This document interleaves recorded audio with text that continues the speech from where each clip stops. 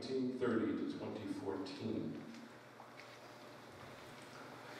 The Spanish means, I died, I lived. In Puerto Rico, the leaves of El Moribibi close in the dark and open at first light. The fronds curl and the fingers touch and then unfurl again. My father, a mountain born of mountains, the tallest Puerto Rican in New York, who scraped doorways, who could crack the walls with the rumble of his voice, kept a Moribibi growing in his ribs. He would die, then live. My father spoke in the tongue of El Moribibi, teaching me the parable of Joe Fleming, who screwed his lit cigarette into the arms of the spicks he caught flapping like fish. My father was a bony boy, the nerves in his back crushed by the ILO Coal and Ice Company, the load he lifted up too many flights of stairs. 3 times they would meet to brawl for a crowd after school. The first time my father opened his eyes to grapple in the shoes of his enemy. The second time he rose and dug his arm up to the elbow in the monster's belly. So badly did he want to tear out the heart and eat it. The third time Fleming did not show up. And the boys with cigarette burns clapped this Bindley champion on the back all the way down the street. Fleming would become a cop. Fired for breaking bones in too many faces. He died smoking in bed, a sheet of flame up to his chin. There was a Moribibi sprouting in my father's chest. He would die and live. He spat obscenities like sunflower seeds at the driver who told him to sit at the back of the bus in Mississippi, then slipped his cap over his eyes and fell asleep. He spent a week in jail, called it the best week of his life, strode through the jailhouse door and sat behind the driver of the bus on the way out of town, his Air Force uniform all that kept the noose from his neck. He would come to know the jailhouse again among hundreds of demonstrators ferried by police to Hart Island on the East River, where the city of New York stacks the coffins of anonymous and stillborn bodies. Here, Confederate prisoners once wept for the stars and bars. Now the prisoners sang freedom songs. The jailers outlawed phone calls, so we were sure my father must be a body like the bodies rolling waterlogged in the East River, till he came back from the island of the dead, black hair combed meticulously. When the riots burned in Brooklyn night after night, my father was a peacemaker on the corner with a megaphone. A fiery chunk of concrete fell from the sky and missed his head by inches. My mother would tell me, "Your father is out dodging bullets." He spoke at a rally with Malcolm X, incantatory words billowing through the bungled crowd, lifting hands and faces. "Teach!" they cried. My father clicked a photograph of Malcolm as he bent to hear a questioned finger pressed against the chin. 2 months later, the assassins stampeded the crowd to shoot Malcolm, blood leaping from his chest as he fell. My father would die too, but then he would live again after every riot, every rally, every arrest, every night in jail, the change from his pockets landing hard on the dresser at 4 a.m. every time I swore he was gone for good. My father knew the secrets of El Moribibi, that he would die, then live.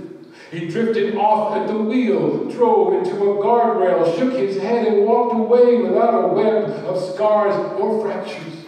He passed out from the heat in the subway, toppled onto the tracks, and somehow missed the 3rd rail. He tied a white apron across his waist to open a grocery store, pulled a revolver from the counter to startle the gangsters demanding protection, then put up signs for a clearance sale as soon as they backed out the door with their hands in the air. When the family finally took a vacation in the mountains of the Hudson Valley, a hotel with waiters in white white jackets and white paint peeling in the room. The roof exploded in flame as if the ghost of Joe Fleming and his cigarette trailed us everywhere. And it was then that my father appeared in the smoke like a general leading the charge in battle, shouting commands at the volunteer fire company, steering the water from the hoses, since he was immune to death by fire or water, as if he wore the crumbled leaves of El Moribibi in an amulet slung around his neck. My brother called to say El Moribibi was gone. My father tore at the wires, the electrodes, the IVs, saying that he wanted to go home. The hospital was a jailhouse in Mississippi. The furious pulse that fired his heart in every fight flooded the chambers of his heart. The doctors scrutinized the film, the grainy shadows and the light, but could never see. My father was a Moribibi. I died. I lived. He died. He lived. He dies. He lives.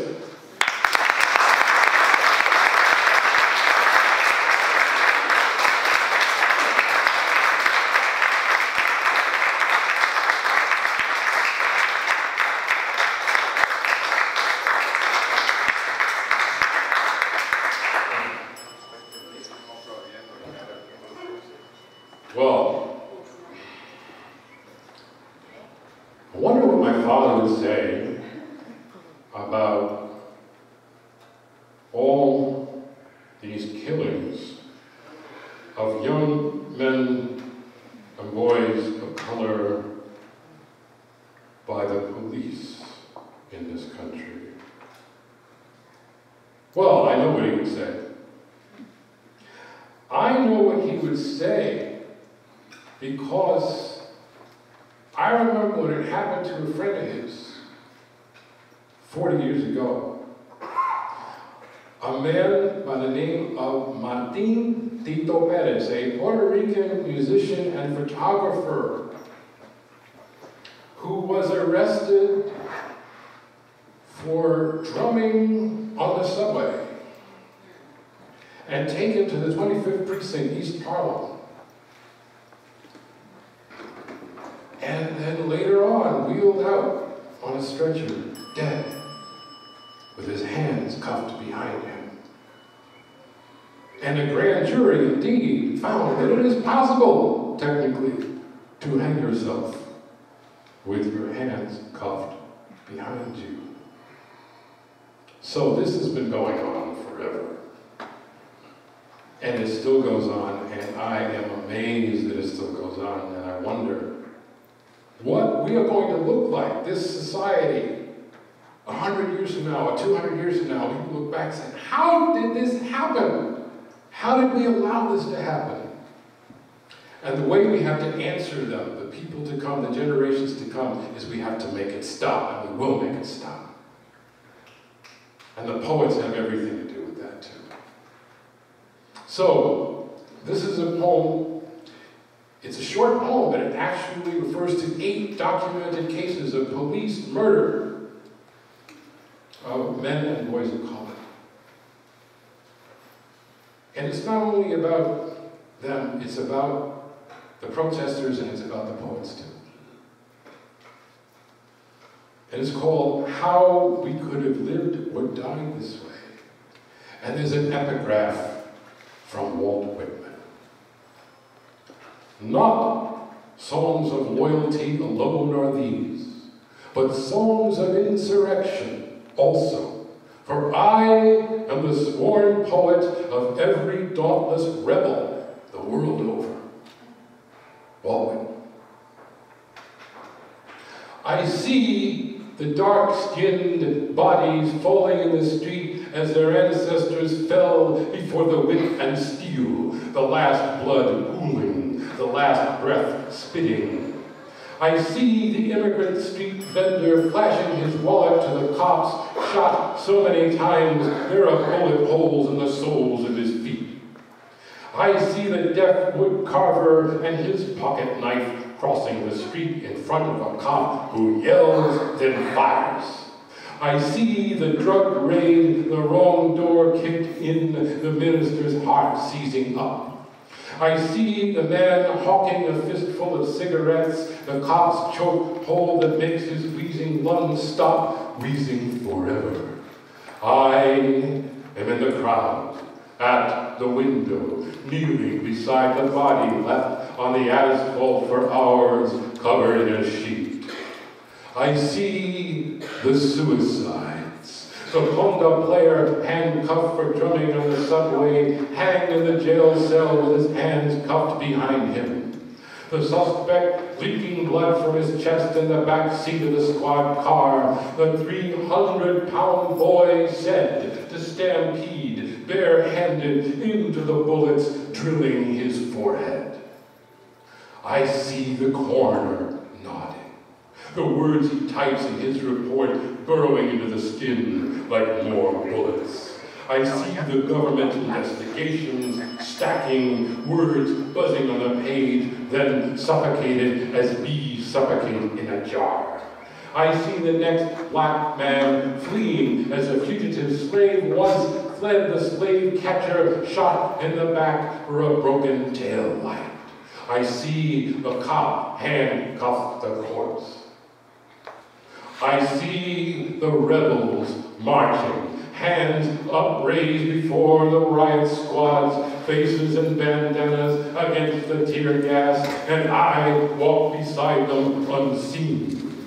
I see the poets who will write the songs of insurrection, generations unborn will read or hear a century from now, words that make them wonder how we could have lived or died this way, how the descendants of slaves still fled and the descendants of slave catchers still shot them, how we awoke every morning without the blood of the dead sweating from every pore.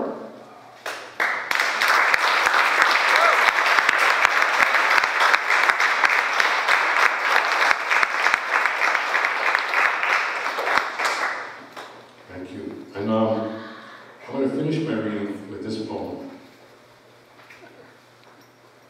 And then I believe there'll be a book signing. Okay.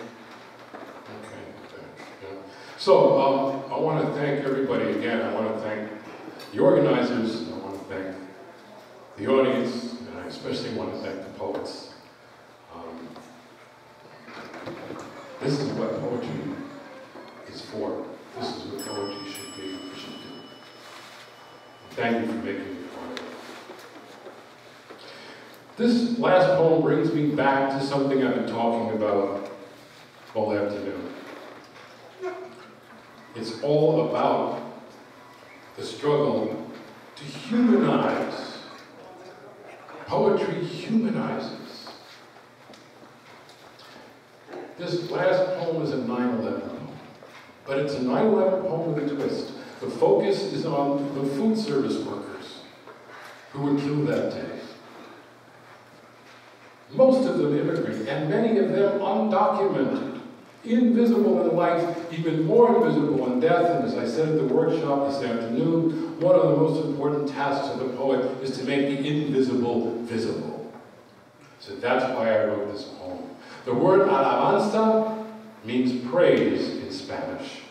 And the title of the poem refers to the trade union to which they belong. So it's fitting that I read it here in Lawrence as well.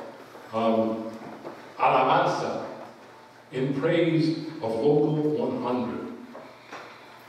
For the 43 members of hotel employees and restaurant employees, Local 100, working at the Windows on the World restaurant who lost their lives in the attack on the World Trade Center. Alabanza. Praise the cook with a shaven head and a tattoo on his shoulder that said, Oye, a blue-eyed Puerto Rican with people from Fajardo, a harbor of pirates centuries ago. Praise the lighthouse in Fajardo, candle glittering white to worship the dark saint of the sea. Alabanza.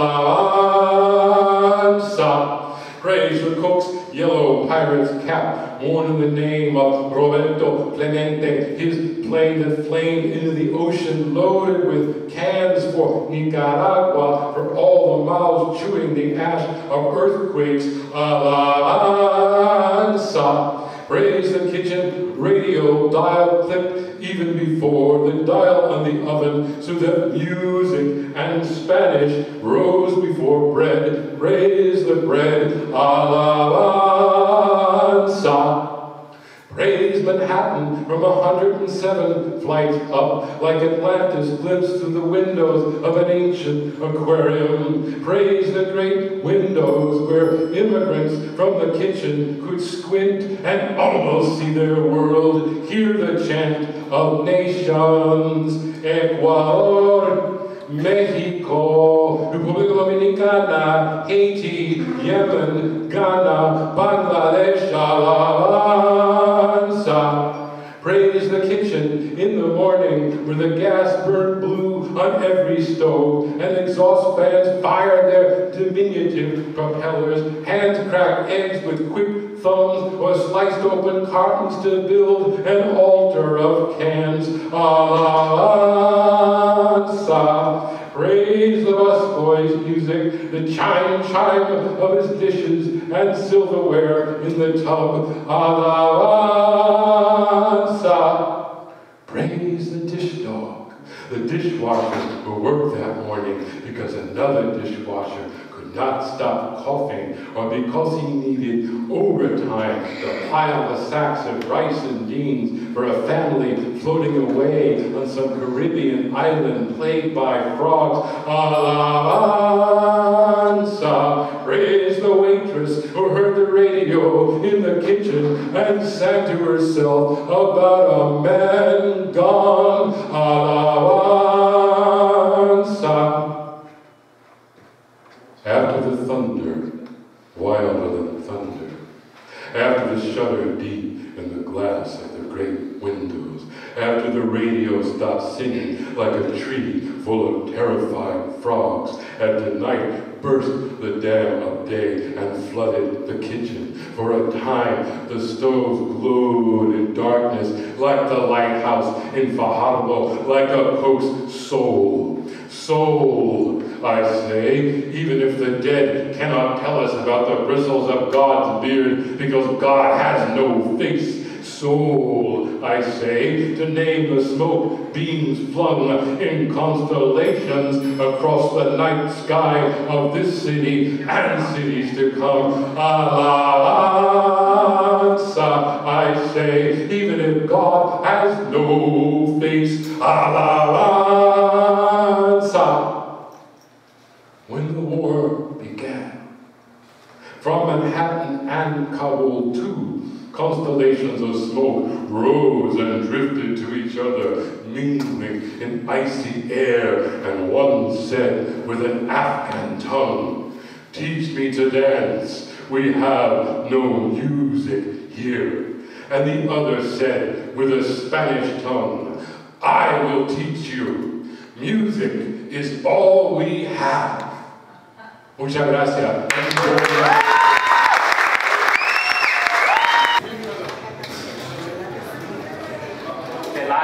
De la cultura aquí en Loren, un día bien hermoso y lindo. Yo quiero llamar para el escenario la gente que organizaron este evento, a la presidenta y actividad coordinator, José Figueroa y María Figueroa, y también el alcalde. Vamos a darle un gran aplauso.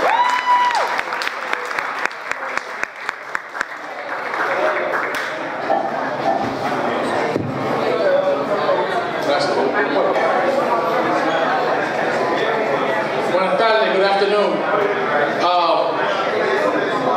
When I first got elected to be mayor, we talked a little bit about what arts and culture would mean in our city. And it means a lot of things. It means poetry, which we had earlier. My dad's father was with us, and some of the low homegrown poetry. Jessica Filion, who was with us today too, expressing herself.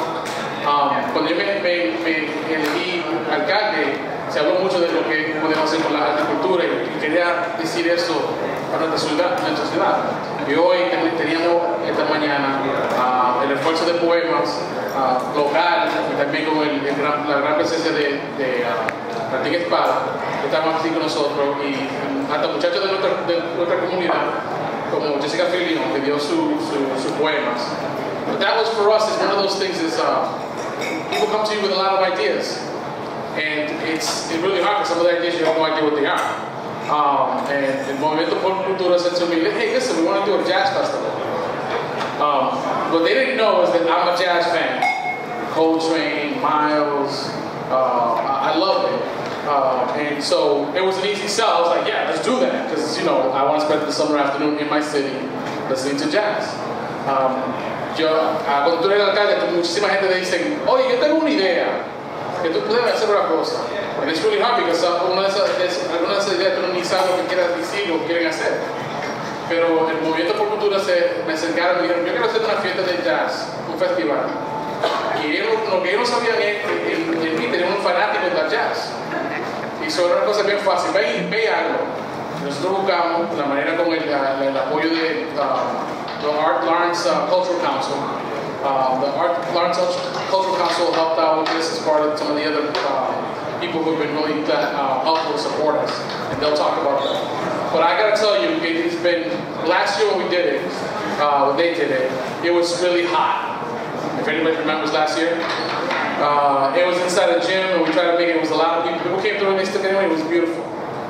But what I took away from that was always there was the sign in the background with the pianos, and I thought, you know, one day they're going to show that picture of the first one, and they're talk about how hot it was, and how everybody did all the work. Un día van a hablar del primer festival y que el calor que había, pero que después de toda esa cosa todavía se dio y se gozó mucho, y empezaron un programa, un movimiento por cultura para nuestra comunidad, para avanzar la cultura. Y para mí es un honor tener ciudadanos como ellos, como C. María, en nuestra ciudad, bajándose cada día y asegurar que cultura de grande calidad esté con nosotros. Parte de la ciudad, de los concejales, de los representantes estatales, les doy las gracias por traer este evento a nuestra ciudad. Gracias. Un aplauso.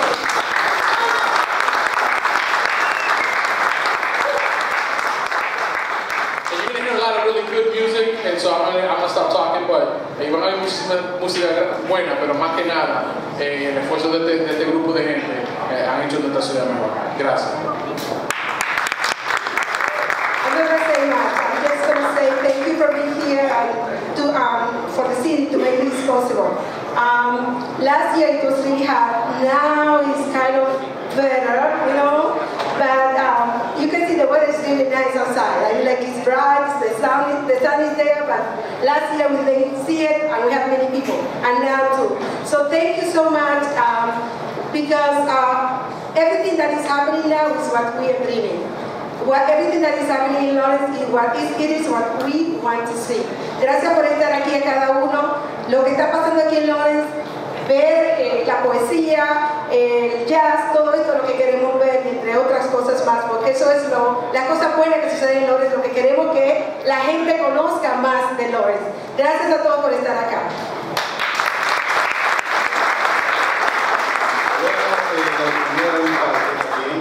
A nombre del Movimiento Pro Cultura, yo tengo muchas cosas que decir, pero no puedo. Es decir, tenemos poco tiempo, la banda está cargada de cosas buenas y ellos tienen otros compromisos, pero hay algo que, bueno, debo decir. It's nice to see you here. I have a lot of things to say, but I don't have enough time to say.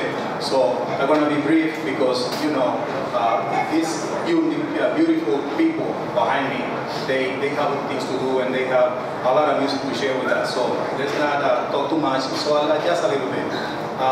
Ustedes tienen en sus manos un documento, es el programa el programa y el libro del evento. Ahí ustedes encontrarán información sobre las bandas que estarán aquí hoy con nosotros.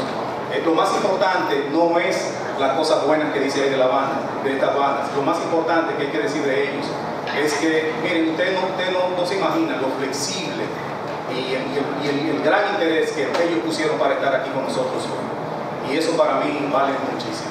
Y siento un gran respeto por ellos también. This is the last thing that I want to say. With you guys, the event program. There you're going to see information about the bands that are going to play for us tonight. Also, you're going to see some advertisement from people that made this possible, the sponsors that made this possible. We, appreciate. Yes, we will. I want to run a show there so you can know who they are, and we're going to be reminding you so we can all be grateful about them. The most important thing about these guys that are going to play for us tonight is not what the paper says. It's the heart that they have, the kind of heart they have. They did everything possible to make it here today. They made everything possible to say, yes, Jose, we want to help, we want to see Lawrence going on with that, and we'll be with you guys.